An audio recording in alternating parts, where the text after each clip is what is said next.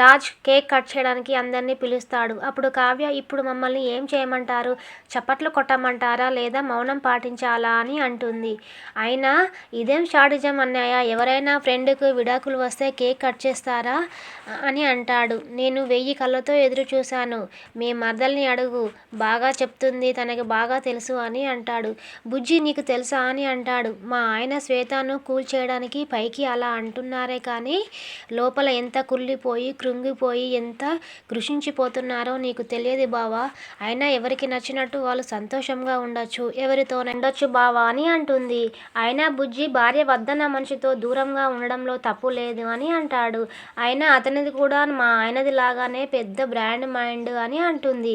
Cake cut చేయండి. ఏంటి నీ పీక కట్ చేయాలా అని అంటాడు. కాదు, కేక్ కట్ చేయని అంటుంది కావ్య.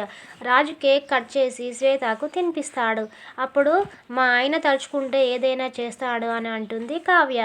నేనేం అనుకోనులే శ్వేత, తినిపించు అని అంటుంది.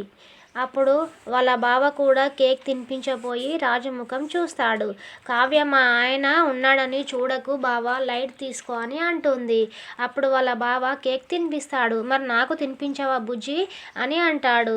కాలం మారిపోయింది బావ, తిరిగి రాదు అంటూ తినిపిస్తుంది. అప్పుడు వాళ్ళ బావ ముఖానికి కేక్ అంటుకుంటుంది. అప్పుడు కావ్య రాజు దగ్గర ఉన్న కర్చీఫ్ను లాక్కొని తన బావకు తుడుస్తుంది. అది చూసిన రాజు జెలసీగా ఫీల్ అవుతాడు. అప్పుడు రాజు అందరినీ కేక్ తీసుకొని వెళ్ళిపోండి ఇక్కడి నుంచి అని వెళ్ళగొడతాడు. కావ్య, నాకు 2 గంటలు లీవ్ కావాలి అని అడుగుతుంది. అప్పుడు ఎందుకు అని అంటాడు. కావ్య అలా షికార్కి వెళ్ళాలి అని అడుగుతుంది. షికార్కి వెళ్తారా?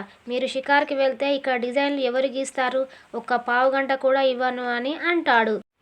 సరే అండి, నేను ఆబ్సెంట్ అని రిజిస్ట్రేషన్లో సైన్ చేస్తాను అని అంటుంది.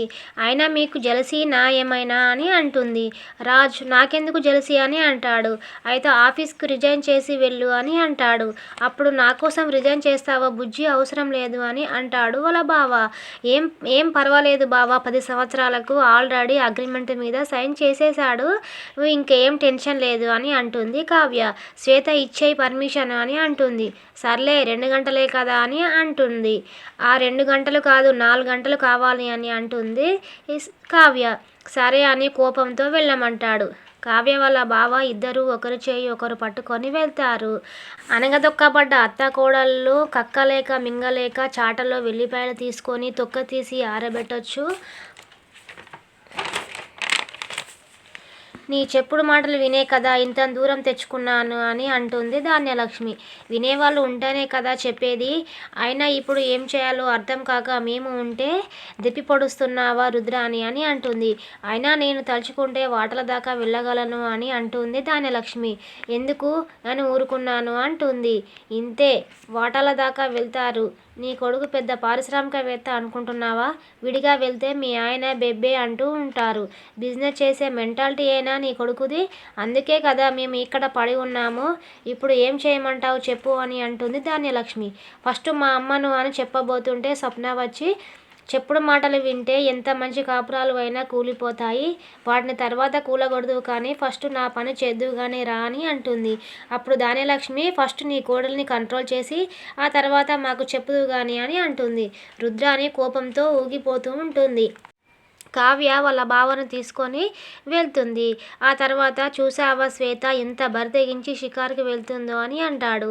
అయినా తప్పేంటి అని అంటుంది శ్వేత.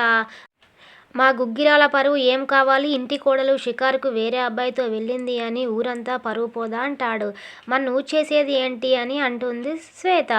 నాది వేరు తనది వేరు, ఇప్పుడే వెళ్ళి ఇంట్లో వాళ్ళందరికీ చెప్పి తనను వదిలేసుకుంటాను అని చెప్పి బయలుదేరుతాడు. కావ్య వాళ్ళ బావను తీసుకొని కారులో వెళ్తూ ఉంటుంది. రాజు ఇంటికి వెళ్ళి వాళ్ళ బామ్మ పెరట్లో ఉండడం చూసి, ఏమే నువ్వు మీ బావతో షికారుకి వెళ్తావా? ఇక నీ పని అయిపోయింది చూడు అని అనుకుంటూ నానమ్మ దగ్గరికి వెళ్తాడు. నానమ్మ అని గట్టిగా పిలుస్తాడు. ఏంట్రా మనవడా, పెనం మీద సగం కాలిన పెసరట్టులా అలా రుసరుసలాడుతున్నావు అని అంటుంది. నేనెప్పుడు ఆడాను అని అంటాడు. అదేరా, అస్తమానము నా మనవరాల్ని నువ్వు మీ అమ్మ కలిసి తిడుతూ ఉంటారు కదా అని అంటుంది. నీ మనవరాలు అంత మంచిదేం కాదు అని అంటాడు. నువ్వు మాత్రం బుద్ధిమంతునివా అని అంటుంది. కాదు, నేను బాధితుని. అంటే నువ్వు నీ మనవరాల్ని ఎంతో నమ్మకంతో ఆఫీస్కు పంపించావా? ఆ కావ్య మాత్రము వాళ్ళ బావను అమెరికా నుండి రమ్మని బయట షికార్లు తిరుగుతుంది, నీకు తెలుసా అని అంటాడు. మన ఇంటి పరువు ఏం కావాలి అని అంటాడు. చెప్పు నువ్వు అని అంటాడు. కావ్య తన బావతో ఊరంతా షికార్లు కొట్టకుండా నేరుగా మన ఇంటికే తీసుకొని వచ్చింది అని అంటుంది వాళ్ళ నానమ్మ. ఇంటికి తీసుకొచ్చిందా అని లేచి నిలబడతాడు. అదే కదా చెప్తున్నాను అని అంటుంది. నా ప్లాను అంతా వేస్ట్ అయింది అని అనుకుంటూ చిరాగ్గా లోపలికి వెళ్తూ ఉంటాడు.